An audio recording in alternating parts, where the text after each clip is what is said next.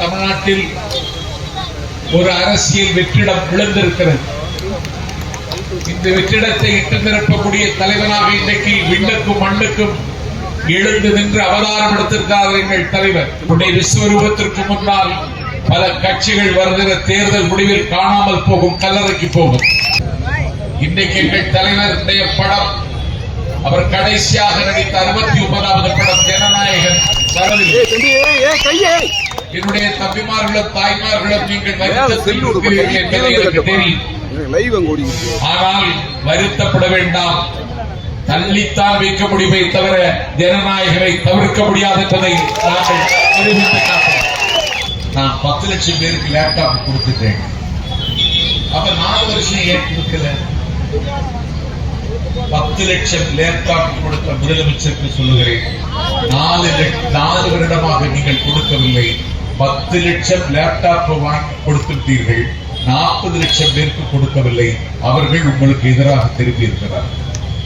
இந்த லேப்டாப் கொடுத்தா ஜெயிச்சிடலாமா? லேப்டாப் வாங்குற மாணவர்கள் பூரா அந்த லேப்டாப் வாங்கணும்னு அதுல விஜய் படத்தை வச்சு உரிமை தொகை 1000 ரூபாயை விஜய் முதலமைச்சர் தரமாட்டாரு.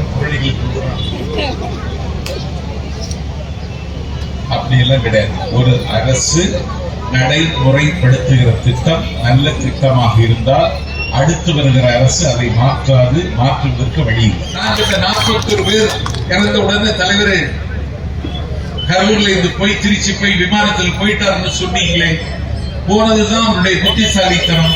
அவர் தீர்க்க தரிசனமான தலைவர். அவர் அங்கே இருந்திருந்தா என்ன, ஒரு ஸ்டார் அவரை பார்ப்பதற்கு 10 லட்சம் பேர் கூடுவார்கள். அசம்பாவிதம் நடந்து விட்டது என்று கவலையோடு பல பேர் லட்சக்கணக்கில் திரளுவார்கள். காவல்துறை இந்த கூட்டத்தை கட்டுப்படுத்த முடியாது. 41 பேர் இறந்தா தலைவர் அங்கேயே நின்றிருந்தால் 82 ஆயிருக்கும். அதனாலதான் நிலைமை மோசமாகிவிடக் கூடாதுன்னு எங்கள் தலைவர் போயிட்டாரு. இன்னைக்கு என்ன ஆச்சு? அந்த 41 குடும்பத்தை எங்கள் தலைவர் தத்தெடுத்து விட்டாரு.